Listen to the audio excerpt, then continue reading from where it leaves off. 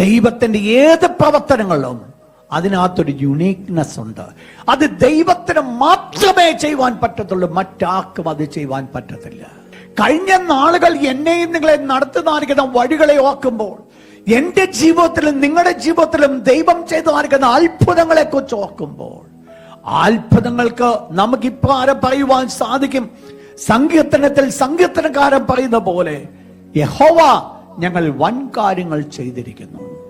പ്രിയപ്പെട്ടവരെ, നമ്മുടെ ജീവിതത്തിൽ ചെയ്തത് മുഴുവൻ വൻ കാര്യങ്ങളാ.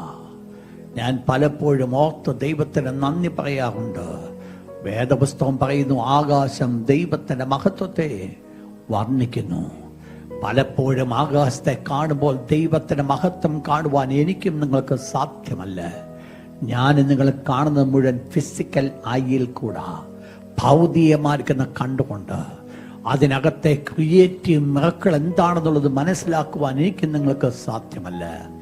ആ ക്രിയേറ്റീവ് മിറക്കിളാണ് വേണ്ടത്. ദുബായിൽ ഒരു പർട്ടിക്കുലർ ഒരു ഓഡിറ്റോറിയത്തില് ഹാളില് ഞങ്ങള് ഒരു 3-4 പേര് പോയി. അതിനകത്ത് ഒരാളൊരു ബിസിനസ്സുകാരനായിരുന്നു, വേറൊരാൾ നല്ലൊരു എഞ്ചിനീയറാണ്. എഞ്ചിനീയർ നോക്കിയപ്പോൾ ആ എഞ്ചിനീയർ കണ്ടത് അതിനകത്തെ ഫോൾട്ടുകൾ മാത്രമാണ്. ആ ബിസിനസ്സുകാരൻ ആ സെയിം സ്പോട്ട്, ഞാൻ തമാശ എന്ന് പറഞ്ഞല്ലേ, ഞാൻ ഉള്ള കാര്യമാണ് പറയുന്നത് കേട്ടോ. ബിസിനസ്സുകാരൻ ഇത് കണ്ടപ്പം പറഞ്ഞു, ഇത് മാറ്റിയിരുന്നെങ്കിൽ ഒന്നുകൂടെ ലാഭമായിരുന്നു.